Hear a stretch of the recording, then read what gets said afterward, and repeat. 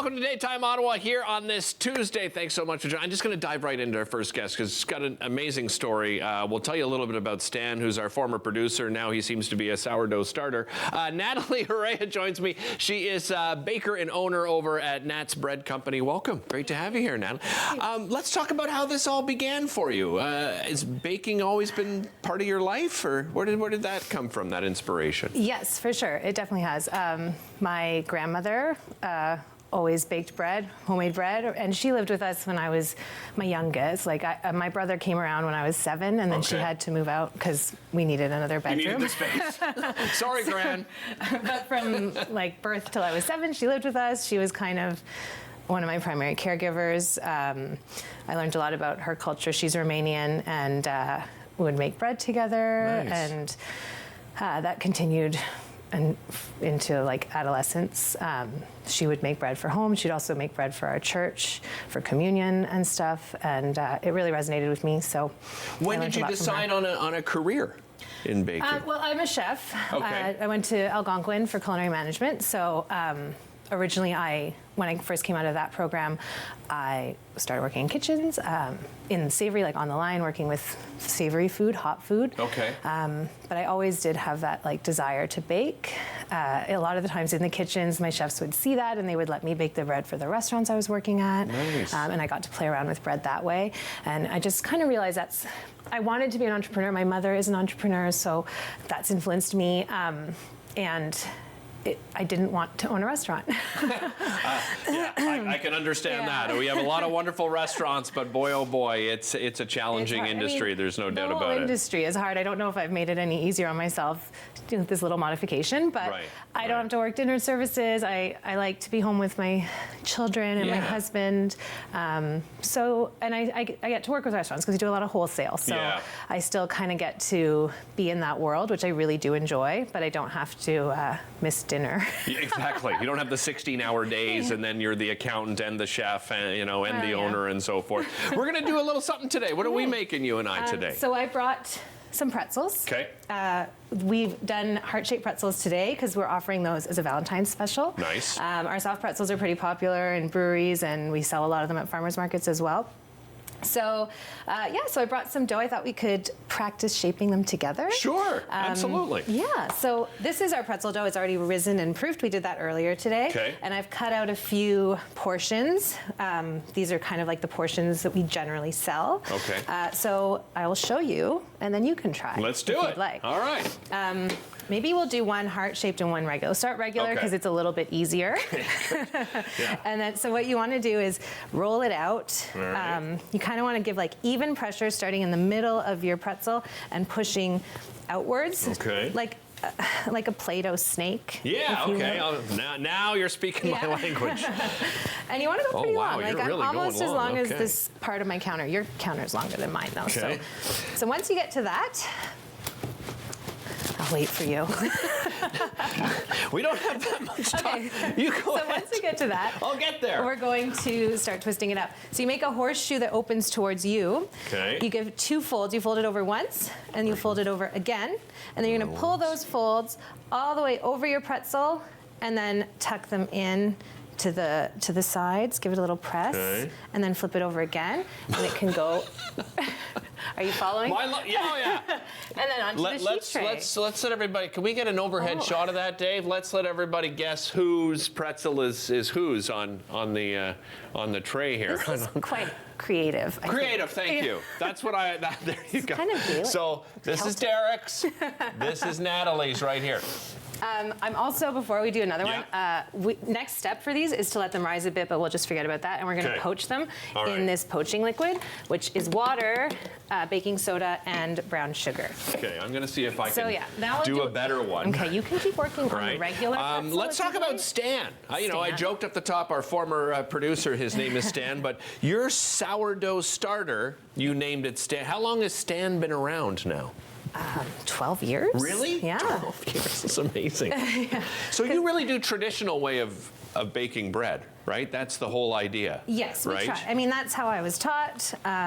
We're not really reinventing the wheel here. We're just trying to do really good, wholesome, well-made bread. But it's more, it's small batch, right? You and your team. Yeah, we've got a pretty tight-knit team. Yeah. I mean, it's small batch, but we are quite busy. We do a lot of restaurants. So I guess in the grand scheme of things, we're not like, a Weston Bakery or a Wonder Bread, but we are still producing quite a bit of bread. It's quite the production. I think you might be proud of me here, Nat. Okay. I think this pretzel is a little bit better. Oh, yeah. What do you say? Look at that. It's such an improvement. For real. Well done.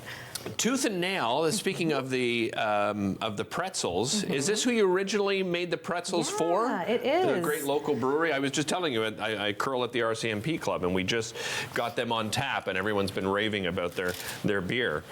Yeah, they asked us if we could make pretzels we never had before, but that's kind of the fun thing about being a wholesaler mainly. Right. I like to try to accommodate the clients. Our production and our menu kind of grows as people ask for things. A lot of, even like our marble rye, which is right here, that started as a request by a restaurant client as well. So, and then we tend to just like pop them onto our regular wholesale menu, and then other people can use them as well. If individuals want to order, do you take individual orders as well? We do. We have a website, natsbreadcompany.com, where people can place orders for home delivery or pickup at the bakery. We need 3 days notice to process those orders, so you can't order and then come by and pick it up right away. We need a few days, but you can choose whether Tuesday or Friday works for you, and we'll have that ready. And you have a couple of pickup locations, is that right? Or just the Boyd? Well, you can pick up from us directly at the bakery, but we do work with other sort of online grocers that have come about via COVID. We work with Ottawa Street Markets, which has their own online hub. Yeah, we're familiar with that. And our Valentine's Day items are also going to be part of the Urban Arts Collective online Valentine's Market. Excellent. So you can Google Urban Arts Collective to find out about that. Let's talk about that Valentine's Day. What are you offering? Obviously, we got the heart-shaped pretzels. I'm going to throw into the posting liquid. Yeah, go ahead. Because I want to show you what they look like when they're done. Right. Jewel, how much time we have left? What do we got? 2 minutes. Okay. So these only poach for 30 seconds, so 2 minutes is loads of time. Okay. So heart-shaped pretzels. We do heart-shaped sourdough baguettes. We have chocolate challah knots. Oh, nice. Yeah, we have and chocolate cranberry sourdough. And we're also offering our chocolate babka again, which is very popular at Christmas. But I think it's a nice, rich, tasty treat for Valentine's Day as well. No kidding. And then as we get closer to Easter, I know then you start doing, which is very popular, but you don't do it all the time, a limited edition or a limited run, I guess, of your Cinnabons, right? Hot cross buns. Oh, sorry, hot cross buns, yes. Yeah, we do. We do hot cross buns for Easter. And yes, they are very popular. Look, they're done. Oh, through the magic of television. Oh my goodness, look at these. These are beautiful. Yeah. So that's the finished product. You can order them on our website. Look at that. Can I taste that? Of course. Yeah? You're good? I mean, I think I might like it better than chocolate for Valentine's Day. Oh, me too. That is so good. Thanks. Oh my goodness. Busy summer season coming up for you too, right? You're at pretty much all the markets. We do loads of farmers markets. Yeah, you can find us at Parkdale, Canada, Beechwood, Alta Vista, Elgin, and we're looking to possibly add a few more this summer. We'll see. Nice. Yeah. Well, this is wonderful. Thank you so much for doing this, Natalie. I really appreciate it. Find out more information at natsbreadcompany.com. It's an easy place to find. You can give them a call as well. We brought the phone number up there. We'll be back with more right after this.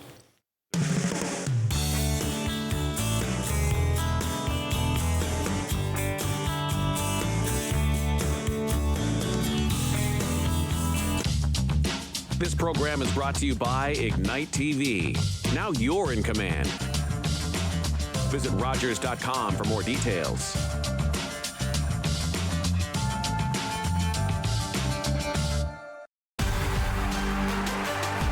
Unbelievable. You just never see that. Oh, what a shot. The OHL on Rogers TV. Summer days, summer nights, lots of things to do, places to go, and people to see.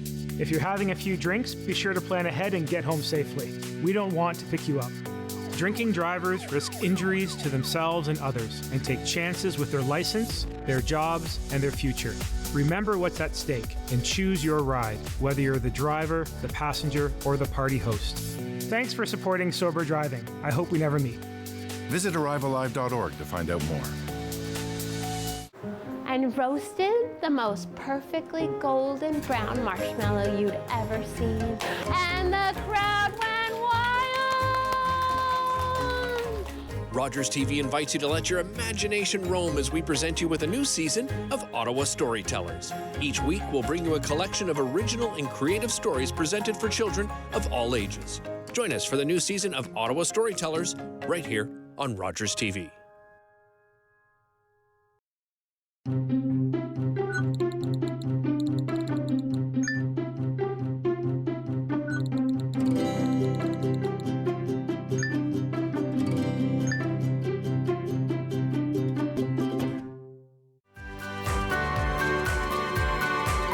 Join me, holistic chef Daniela Croco, for season 4 of Simply Cooking by Chef right here on Rogers TV.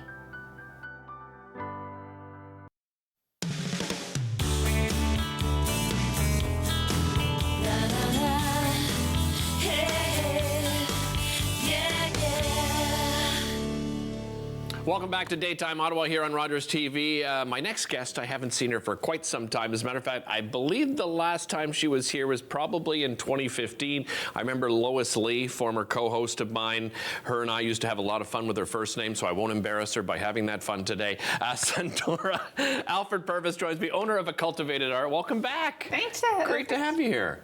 And, you know, things have, philosophy for you has changed over the years since I think we last spoke. I'd like to start off with that and your philosophy. And obviously, you know, landscape gardening and so forth is what you do, but you changed over the years. Tell me about that. I have. I was always interested in sustainability, but I was always kind of going, okay, so how do we do this sustainably, the whole gardening thing? And it seems green on the surface. Right. But as I sort of really delved into things looking for greener options, I actually kept finding out how not green it was. We grow plants in plastic and greenhouses with fertilizers. The pesticide laws don't apply to the growers, only to the home, the buyers. But also, most of the plants, in almost every plant, if you go to a garden center, is from Europe or Asia. Like the species, 85% of the plants you'll find, they originate on another continent. We propagate them here and we have cultivars and that, but they don't have that long-term relationship with all of the insects here. And the insects matter because the insects, they affect the whole ecosystem. All those songbirds, they raise their young on caterpillars. Yeah. Caterpillars are from bees caterpillars are from butterflies and moths, and they are almost 100% of the diet of young chicks. Right. And it's because they're soft. They're easy to feed chicks, right? Absolutely. But most butterflies and most moths, the caterpillars can only eat one species of plant or one family of plants.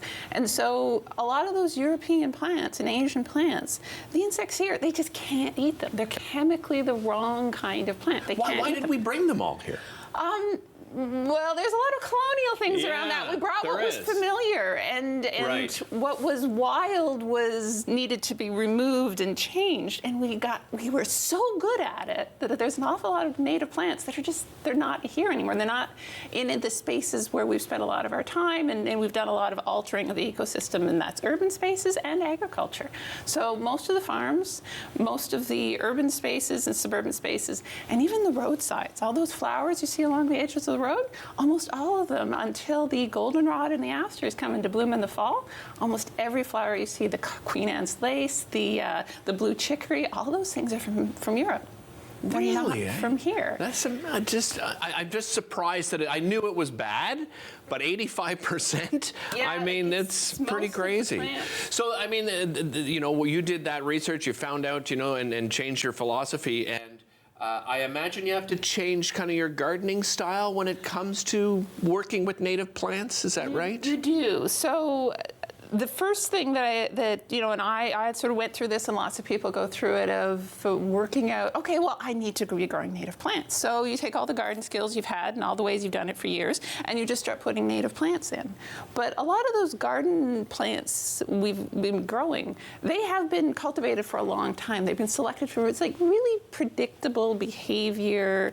They're used to sort of having really enriched soil, and they grow in a particular spot. Most of them don't spread very much, and they don't get really tall and fall over, and they don't, most of them don't seed a lot. They don't drop a lot of seeds and have a lot of seedlings. Native plants have been used to growing in with a whole bunch of other plants. Right. They've co-evolved with that, and they're used to that. They get along with having lots of other plants around them, like, really well. But they're used to having some root competition, so when they send out all their runners to spread, they're used to running into other plants and only having a few options. But if we have these big open garden spaces, the roots run like crazy. The seeds that drop, all of them get a chance to germinate instead of just a few. Yeah. And they drop a lot of them, thousands of seeds, because out in ecosystems, I would say a plant might have tens of thousands of seeds in its life, and to be genetically successful, one of them has to make it to being another adult plant. Right. So when we put them in our gardens, when we have this enriched soil, we have spaces between plants.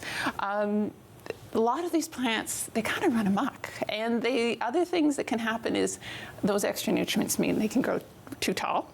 Right. Because they're trying to make use of all of the available nutrients. Course, yeah. They grow tall and then they fall over. And the other thing that can happen is when the leaves in that grow really fast and lush because they've got lots of extra nutrients from these enriched garden soils, is they often become really vulnerable to mildew and things like that. So a lot of native plants, if you just go and you get a native plant, you plunk it into your conventional garden, they act really weirdly, and then people go, I don't like native plants. Right. Because they're now competing against plants that are taking up more space than perhaps you would want. They act weird. So some of them that struggle if you put them in rich soil. Some of them, as I said, they grow too tall and fall over, or they get mildew, or they spread too fast, or they have a bazillion seedlings, and next year all you've got is that one plant everywhere. Yeah, I'm sure a lot of people relate to that. Yeah. So what you need to do if you really want to grow a really healthy native plant garden is to actually include the plant community. So you don't just pick one species. You can go, okay, so I like these flowers and they seem to match the growing conditions of the space I have. Who do they normally grow with? Right. So what grass species are usually along with them? Or if it's a shady area, which sedge species, because sedges look a lot like grasses, but they grow in the shade. What ground cover layer, what is usually filling that space that we've been filling with mulch for a long time? There's usually plants that are there. Well, and that's what I loved about, when I visited your website, is you actually have that, right? For beginners, and then, depending on the type of soil or shade, and depending on the type of garden that you have now, right, or that you want to have, there are a lot of different things to think about. I think a lot of people would be surprised to hear as well, like winter and fall are the seeding times? Am I right in that? It is, because a lot of the plants, they spend all summer growing. And then they have their flowers and their seeds, and they drop their seeds. And that's not necessarily a great time for a seed to germinate. But the way they keep themselves from germinating at the wrong time of year is they have sort of various built-in biological clocks that tell them how long it's been cold. I'm just going to have you pause there for a moment. Yeah. We're going to take a quick break, and we'll come back and continue this. We'll be back with Sandora right after this. Don't go anywhere.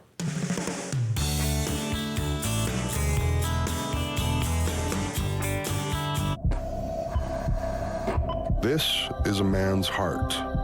A heart in desperate need of medical attention.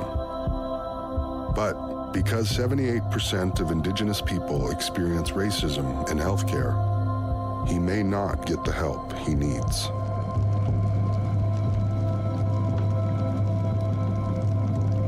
Become an ally.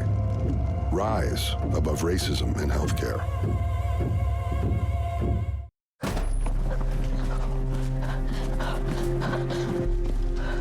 Johnny wanted to go back home.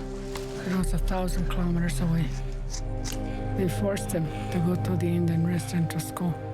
More than 150,000 of us children had to go. They wanted to change us. Our Father in heaven, hallowed be your name. Hallowed be your name. Thy kingdom come. Thy kingdom come. Thy will be done. Thy will be done. Kill the Indian and the child. It's been called cultural genocide. I survived residential school. My brother Johnny did not. Chani Wenjack was one of thousands of children who died due to Canada's residential school system. More than 80,000 survivors and their families still live with its legacy today. Learn all about the creation of the National Capital Region on The History of Ottawa, according to Phil Jenkins, on Rogers TV.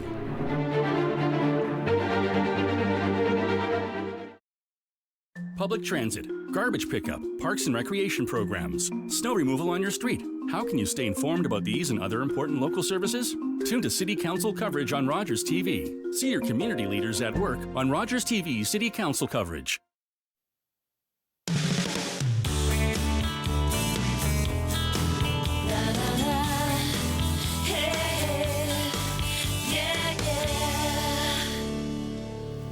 Welcome back to the show. We are back with Sundora from A Cultivated Art, continuing our conversation on native plants and why they're so important to our ecosystem. And now you're going to help us sort of get started, right? Yes, because the great thing about native plants, well, there's sort of two sides. One is they can be real pain to find for sale in a garden center. Yeah. So you get to grow your own instead. Okay. But it's easier than it sounds. It's often sort of really intimidating. People go, I don't know how to take care of seedlings and that.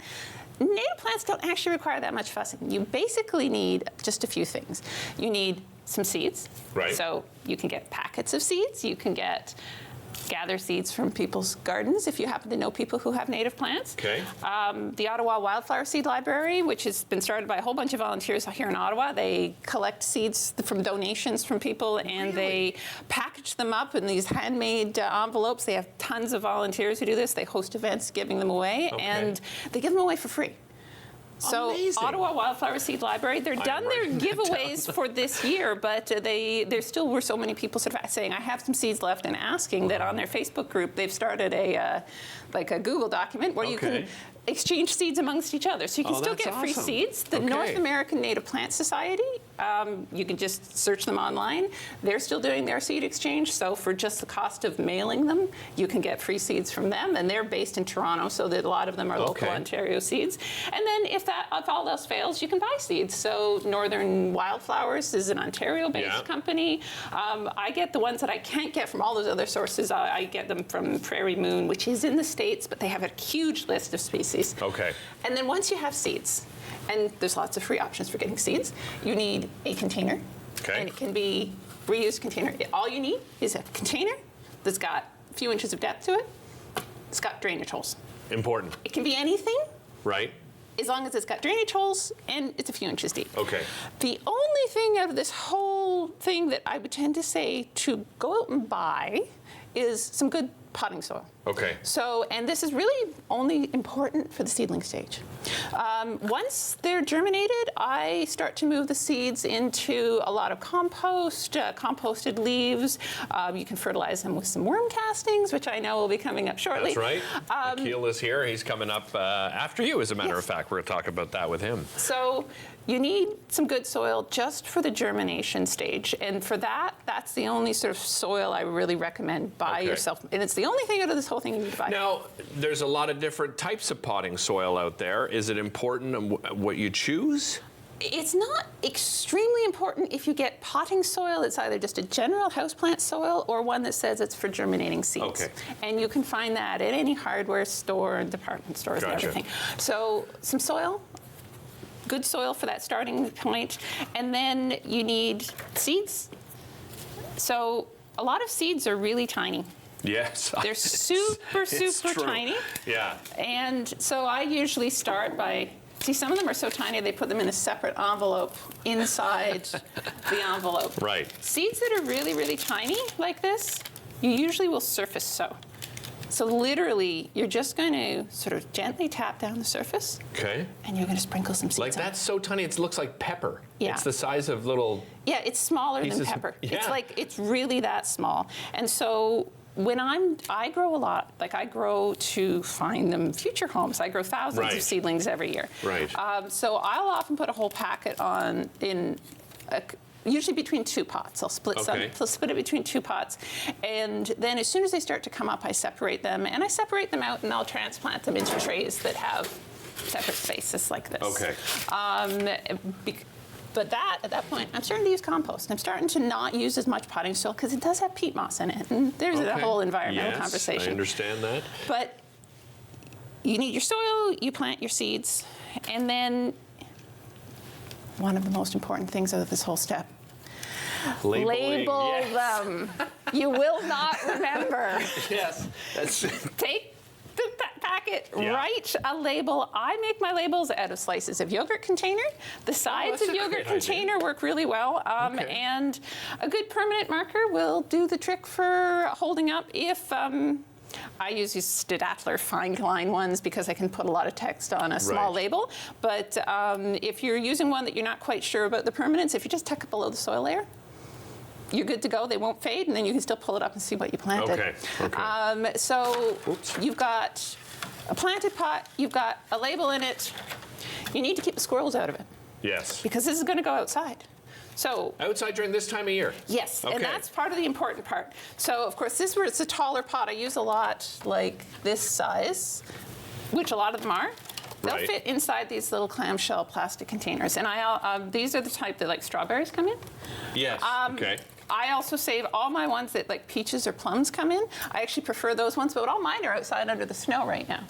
Oh, so you're just literally leaving them there, let the snow fall on them, and that's it. Yeah. Okay. So I put them inside a container and I put it outside and I forget about it until the snow melts. Okay. Because that time outside lets them know winter's done and it's safe to germinate. And they need to know that before they'll germinate. So they need the cold. If you just waited till spring and then planted them, they'd be like, no, it hasn't been a winter. You can't fool me. Do not open me up. I don't want to talk to you. Okay. So this works great if you're just doing a few. If you're trying to do a whole bunch of pots, you do need to keep the squirrels out.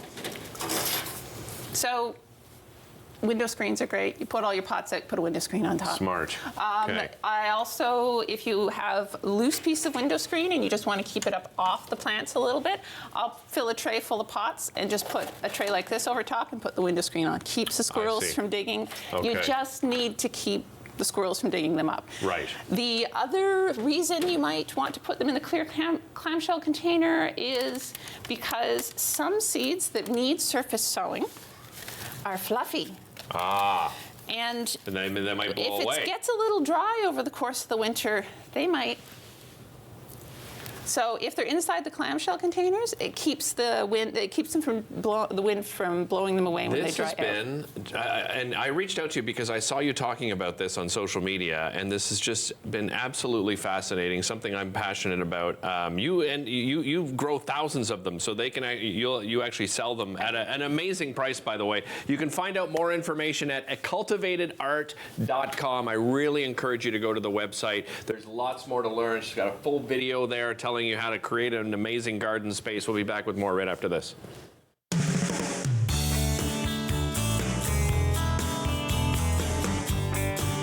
Was that 4 or 5? He's lost count and still thinks he can drive. Do you think he knows that when he is caught and charged with impaired driving, he'll lose his license and a lot more? If he gets in his car, he'll face costs exceeding $20,000. Does he realize he could have a criminal record for his choice to drive? And it could be much worse if he crashes. I wonder what he'll be thinking tomorrow. Have a hold on one at 15. Visit ArriveAlive.org to find out more. Arrive Alive. Drive sober. Hi, I'm Sam LaPrade. I'm the host of An Hour to Give. This week, we're talking all about your brain with Brain Canada. I hope you join us then. You're watching an interesting local show on Rogers TV and you want to know more. That's when you head to rogerstv.com. Our website provides more information about our programs, our hosts, our schedule, and about how you too can get involved with Rogers TV. Visit us online at rogerstv.com. I did it. I need it. The hero gave it. And I am alive. As an organ donor, you can save up to 8 lives and enhance the lives of 75 others. Please go to our website. Pledge a gift of life. You'll be glad you did.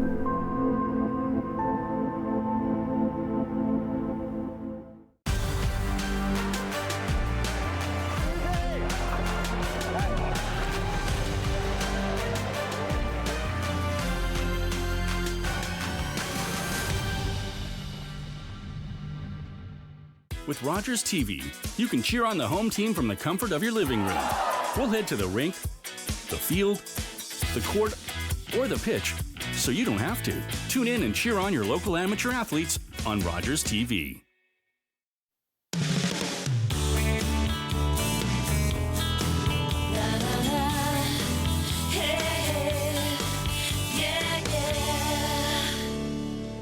Welcome back to the show. I'm telling you, this Ottawa place is such a small town with, obviously it feels like a big town, but such a small town because I find out that Sandora and my next guest, Akil, they know each other, and this is a great segue talking about gardening and moving into talking about composting. Akil is the founder of The Box of Life. Welcome. Great to have you here. Let's talk about the inspiration behind this concept. Tell me a little bit about your background and this journey you've gone through so far. Yeah, so in 2017, I was really anxious about climate change, like most of us are, and I just wanted to do something above and beyond. And coincidentally, I had recently adopted a 4-year-old stray cat, and he's called Percy. Okay. And I was living in the States, and we had recycling, and then we had trash, and all our food waste would go into the trash. And I'd wake up every now and then to the sound of the cat going through the trash and just spilling everything on the floor. And I said, okay, you know what? I know that composting is good. I don't know why, but I want to take it up as a challenge. And so I did some research online. How can I compost indoors? Because I lived in the Northeast, so it was really cold. No balcony, no backyard space. And I came across vermicomposting. And I was like, what? I have been in the sustainability space, but I've never heard of this. Vermicomposting, it's called. Yeah. Okay. So apparently, special species of composting earthworms can live in a small box and eat your food scraps and turn it into soil in 30 days. And to me, that was eye-opening because my dad's been composting for a while, and it did not take 30 days. It took years. Yeah. It takes years. Yeah. And so I gave it a shot, and then I said, okay, this is so cool. I think more people need to know about this. Okay. And then I decided to quit my job and pursue, I guess, a passion project, which is to make worms mainstream. In the climate space, I realized that bees gained a lot of popularity, right? Over the last 20 years, we went from bees are stinging me to like, I want bees everywhere, because bees were a symbol of healthy plants. We want to get worms that same level of excellent press. You're not wrong about that. Although, as a kid, I played with worms all the time. But these are very specific worms you're talking about. Tell me about these worms. So we have over thousands of species of earthworms, and only a handful are actually known to compost and do that really quickly. So the worms that we use are called red wigglers, and they're tiny species of worms, and they don't really live in soil. They live in probably cow poop. Okay. Because it's rich in organic material. Right. And because they like organic material, you can actually keep them, you can feed them all your food scraps, and they love it. What sort of food scraps? Food scraps across the board? What about meats and bones and this kind of thing? So I like to demystify things. Anything that comes from the soil becomes soil. Okay. That's how nature intends it to be. That's what happens in a forest floor. Makes sense. But if you're keeping something inside your house, you know that when proteins in meat and dairy, when they break down, it can smell. Mm-hmm. So we recommend not adding that in your indoor system. Okay. But if you have an outside system, anything that came from the soil, it should become soil. Like my cotton hoodie. It's natural. Yeah. It can become soil. Okay. And then you started building these boxes, the Box of Life, and you started building. I know you do workshops as well. How do these boxes work exactly? So I realized that if we want people to have worm farms inside their house, it needs to look nice. We don't want to have ugly Rubbermaid containers. Yeah. So we want something nice and something that works really well. So what we have here is a 3-system Box of Life. This is our indoor version. Obviously, very few of us keep it on our counters because it's quite big. Right. We keep it on our floors or in our kitchen, wherever. It's got 3 distinct but identical layers. Okay. You start by filling up the bottom layer. When it's full, you add your second layer. There's a mesh between each layer that allows the worms to crawl through. Right. So what you're doing is essentially building up your layers vertically, allowing the worms to move up to find fresh food. Okay. And leaving behind at the bottom a tray full of worm castings. Okay. And that's worm poop. So worm poop right there, the fertilizer. folks. Yeah. And you don't have to pull out the thousands of worms from your bottom tray because they all leave. So all you have to do by using this system is feed the top layer and keep cycling them. I see. Now, do you have to start with like any type of soil, or you just start with the food scraps right away? That's it. That's a great idea. Great segue, actually. Sorry. Why don't we try to do it ourselves? Sure. Okay. So what I have here is one of our smaller systems that we use in classrooms to educate kids. The first thing that you need to do is just put some paper down here to prevent things from falling through the mesh. All right. Next, we need the main ingredient of our composting system is called bedding. So that's just shredded cardboard. Anything that is carbon. Yeah. You take your foods, you take your egg cartons, you take your newspaper, you take your cardboard, rip it up into small pieces. You want to give it a good soak in water. So why don't we do this together? Sure. Give it a good soak, and then what we want to do is squeeze. Oh, you don't want all the water. We don't want all the water. The ecosystem that the worms live in is called bedding, and the bedding needs to be damp but not soaking wet. Okay. Because worms breathe through their skin. Okay. And they need to always be in a wet habitat. Gotcha. So what we do is we fill up our system with a whole bunch of bedding. Okay. And now that we've got the bedding, this is what the worms will live in. The next step we do is we add in our red wigglers. There's our worms, folks. You wanna? Oh yeah. You wanna do the honors? Sure. I want to see some of these guys. Oh yeah, they are quite small. They are. Mm-hmm. Jewel, how much time we got left here? Oh, look at that. There's some bigger ones in there too. Look at that. Very nice. So I'm gonna show you on camera what a red wiggler looks like. Okay. It's a pretty small, relatively small compared to your backyard worm. Yeah. You put your worms into this ecosystem and give them a couple of... I'm just gonna grab another one here. So Jewel had a nice little close-up there. Jewel, can you see that? That little guy, look, there he is. Yeah. There he is right there. So that's it. We just then we start putting our scraps on there. And then you put your scraps. So what I have here is something that we all eat, I'm hoping, fruits, bananas. Yeah. So worms love bananas. I also have some coffee grinds in here that I saved from the morning. Sorry, I'm just seeing we're down to 5 seconds. Okay, this has been absolutely, listen, go to theboxoflife.com to find out more information. He's got videos up there, does workshops as well. You can find out more information. Akil, thank you so much. Welcome. I really appreciate it. We'll be right back after this.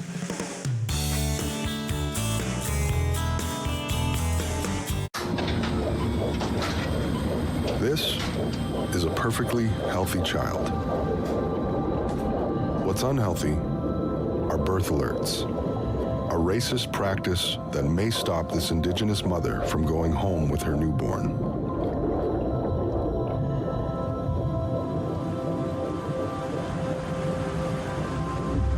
Become an ally. Rise above racism in healthcare. Long way from Nashville, and mama, I tell you that. Performed from Montreal to Boston to Los Angeles. But Toronto, that's my chosen home. Sure, when I'm walking down Yonge Street, I see some funny people who have the nerve to point the finger at me. And grin and smile and whisper. My song was #2 on local radio. Sold 10,000 in Toronto alone. Turned down Ed Sullivan because they asked me to remove my makeup. Wouldn't do American Bandstand because of their segregation policies. I was just being me. Never tried to explain myself to anyone. And besides, none of that to worry, Jackie, because I know I look good. Got a new way of loving, baby. Thought I want to teach it to you. Jackie Shane was a pioneer transgender soul singer, a central figure in the Toronto R&B scene. She helped shape what we know as the Toronto sound.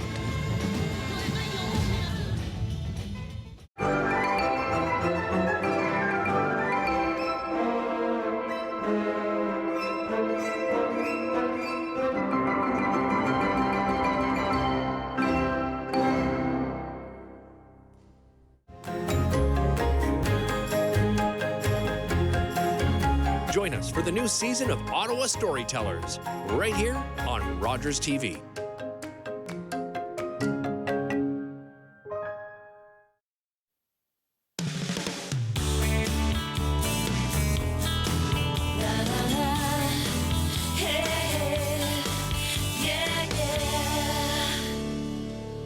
show. What a great show so far. So we've been talking about, helping the planet. Now we're going to be talking about helping ourselves. And I'm talking about health and fitness. And my next guest has some amazing news to share with our viewers today. Chelsea Smith, the owner, operator, and head coach at Divine Health and Fitness, back on the show. How are you? I'm good. Excellent. Happy to be back. Happy to have you here because you have exciting news. Tell me about this expansion that you've gone through. Yeah, a lot has changed for the good.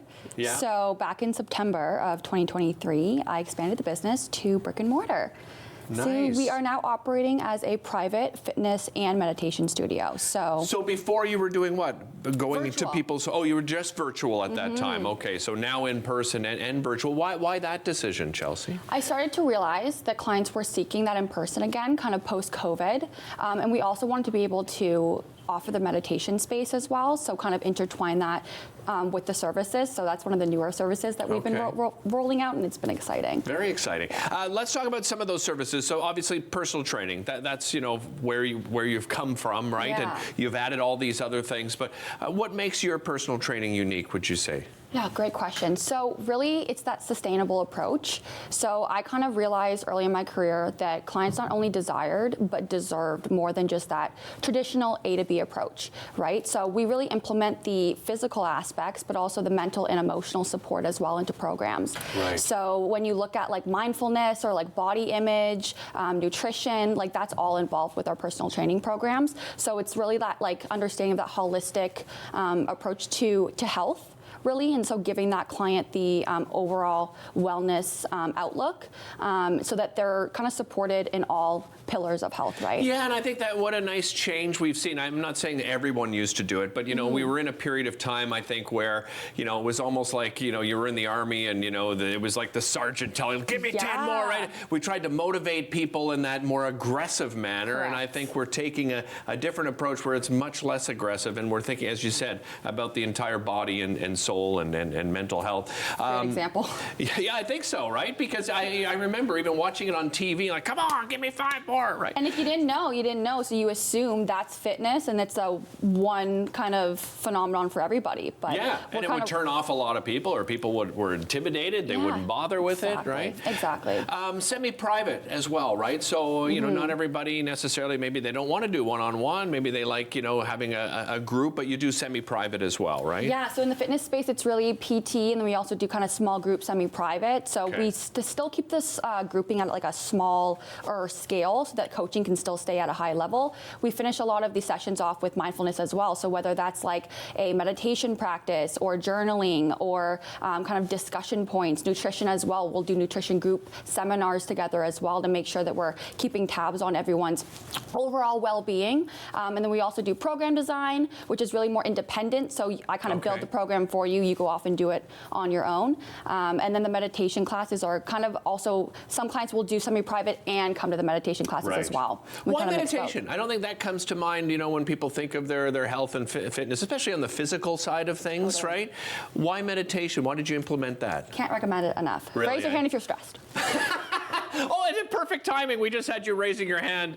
We're watching some of your video here. That is divine timing, my friend. Yeah, Synchronicity. Kidding. No kidding. Yeah, meditation is really about calming the nervous system, right? Stress resiliency, reframing and claiming a new reality. Really, also we will do affirmations towards our health to claim what we want to feel and be, and kind of, it's like that law of attraction. Right. It's like if I align with what I so desire, I kind of create that magnet to attain it.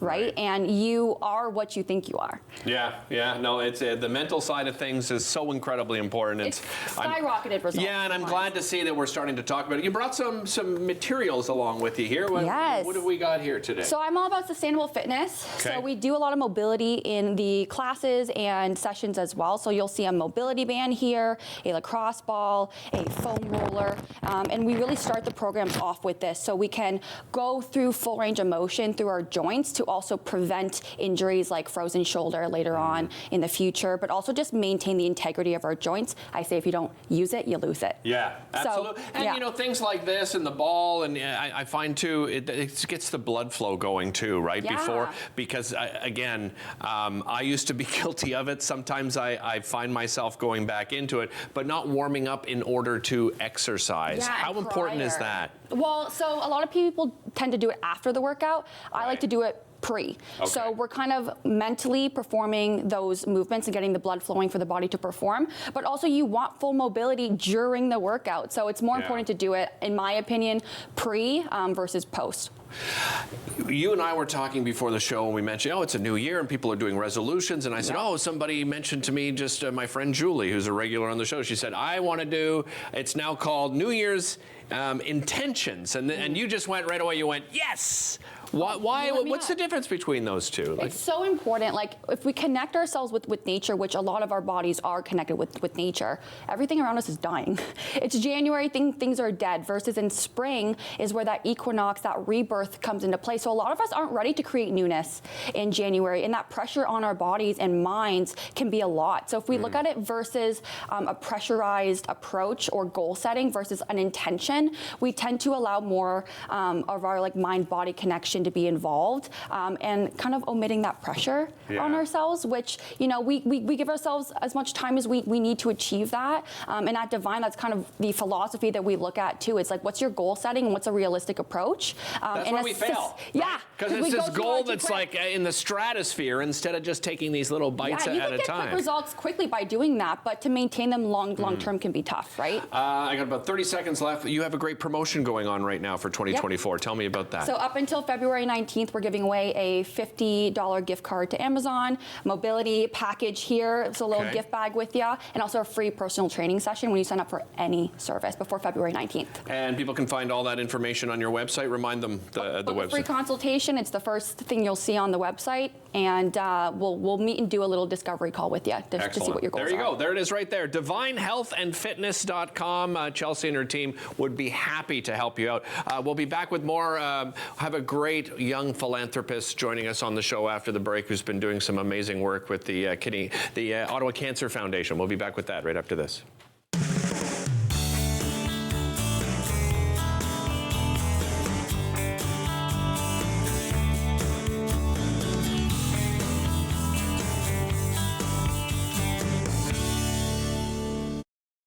For 25 years, you've been helping to make our roads safer by doing the right thing. You've been the designated driver, you've stayed over, called home, you've called a cab or a friend, and planned ahead. Let's keep doing the right thing. Support sober driving by getting yourself and your friends home safely. Do the right thing. Visit ArriveAlive.org to find out more. Arrive Alive. Drive sober.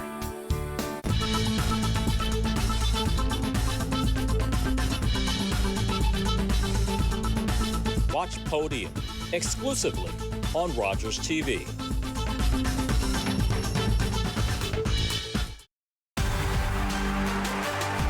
Unbelievable. You just never see that.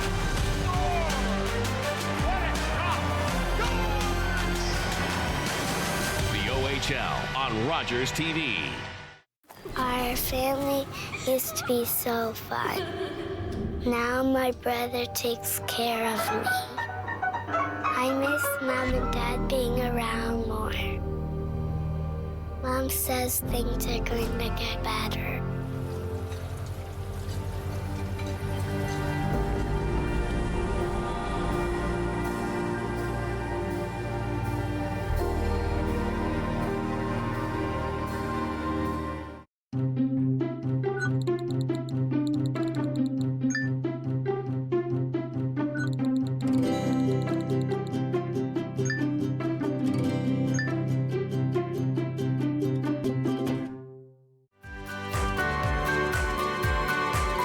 Join me, holistic chef Daniela Croco, for season 4 of Simply Cooking by Chef, right here on Rogers TV.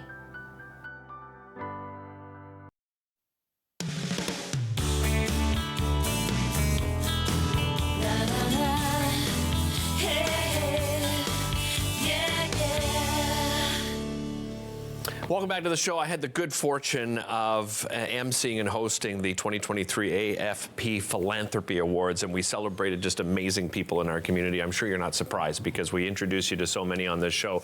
And I get to introduce you to the winner and recipient of the Youth Philanthropy Award this year. His name is Riley McBride. He is the founder of Riley's 5-kilometer Walk for Cancer Care. Welcome, Riley. Great to have you here. Thank you for having me. And also Tricia Ross. She is the Director of Special Events and Community Engagement at the Ottawa Cancer Foundation. Tricia, thank you for being here as well. And you must be so proud to have, this next generation come in and do these, third-party events that make a huge difference, right, Tricia? Absolutely.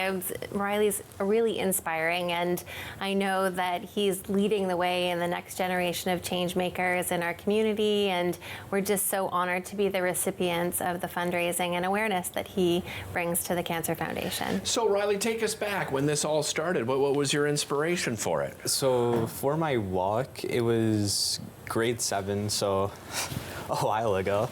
Yeah. And my teacher said, make a mock charity. So I contacted my grandmother because I knew she was a part of a very big charity at the time, the Epic Walk. Okay. And after a few days of talking, why not just make this a real thing? And now we're here. Yeah, I mean, it's been an amazing success story. Let's talk about the growth from that first time you started and where you are today. So the first year we had raised around $5,000, and every year I believe it's increased at least 50%. So the second year we were $7,500, and this year we were at around $10,000 raised. Yeah, and I mean, as I said, we're such a great community. We have so many wonderful organizations and initiatives that you could have chosen. Why did you choose the Ottawa Cancer Foundation? So a while ago, a little sad story, but a while ago, I didn't know my great-grandmother personally, but I knew my grandmother and mother were very close to her, and she meant a lot to both of them, but she sadly passed away due to cancer.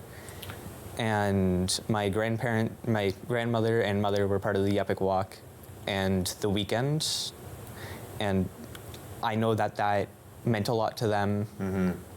And one year I decided I want to also walk with them. It was 30 kilometers, but I still managed. So he was 8 years old. 8 years old. 30 kilometers, yeah. That's managed and amazing. Yeah, that's. Yeah, Tricia, let's talk a little bit about the foundation itself, the Ottawa Cancer Foundation. Tell us about the great work that you do there.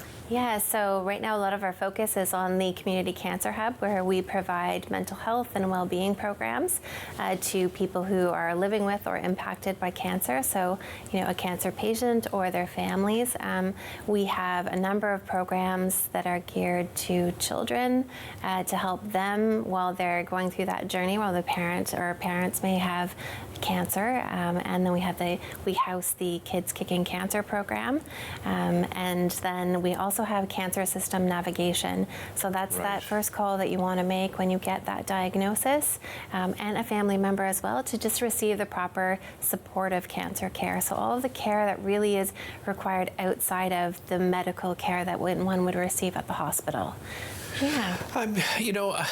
Just going back, but I'm just even thinking, 20 years ago, I'm sitting across from somebody from the foundation and to where we are today, and how much, obviously we still have many challenges ahead, but you're probably as encouraged as I've been over the last 20 years just to see how far we've come in research and support and so forth. Tricia, can you speak on that a little? Absolutely, yeah. So we do have a research component at the Cancer Foundation, and we've worked really closely with the Ottawa Hospital in their modal program and providing funds towards that.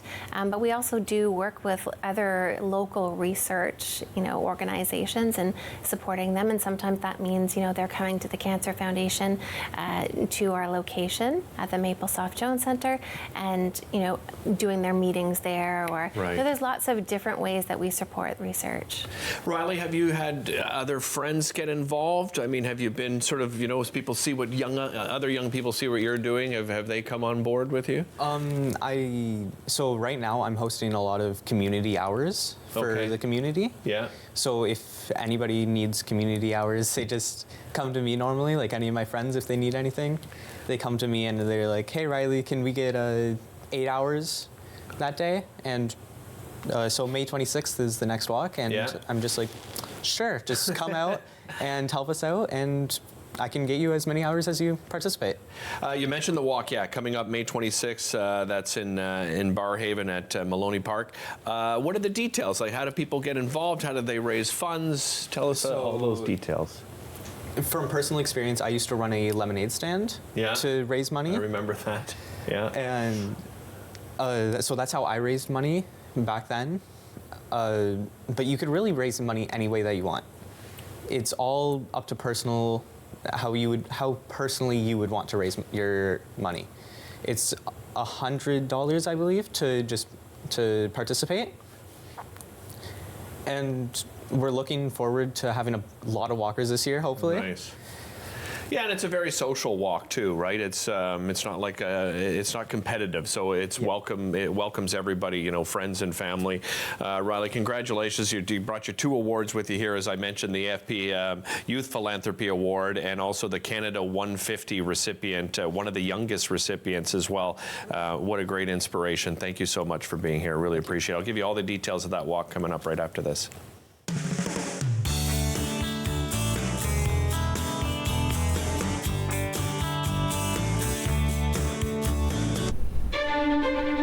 Learn all about the creation of the National Capital Region on The History of Ottawa, according to Phil Jenkins, on Rogers TV.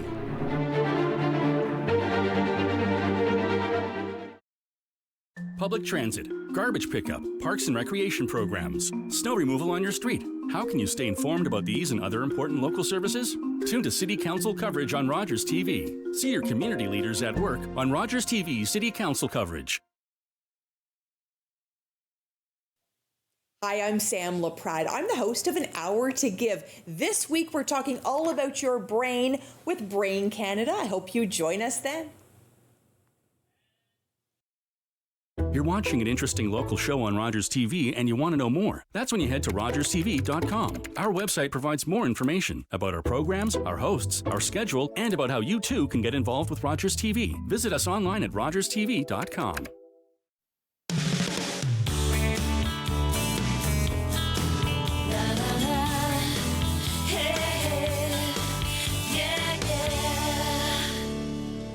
Welcome back to the show. As promised, the details on Riley's 5-kilometer walk for cancer care that's coming up Sunday, May the 26th. It kicks off at 11 a.m. That's at Maloney Park in Barrhaven. You can find out all the information at ottawacancer.ca. If you go to their Get Involved section, they have their events listed there, and you can find Riley's Walk for Cancer right there. Again, registration, incredibly easy. Love to see you out there this year. A big fascinating conversation about native plants and their importance to the ecosystem. Really encourage you to visit her website, acultivatedart.com. She's got a great video called Planting Complex Native Plant Communities. It's a really in-depth video, and highly encourage you to check that out. Theboxoflife.com, Akil's amazing way to compost and get rid of those food scraps to make life more sustainable. And big thanks to Natalie from Nat's Bread Company. Don't forget, you have to order well in advance, so at least like 3 or 4 days in advance. natsbreadcompany.com for more information. Thanks for watching. We'll see you next time. Connect with us by visiting our website or email us at comments@rogerstv.com.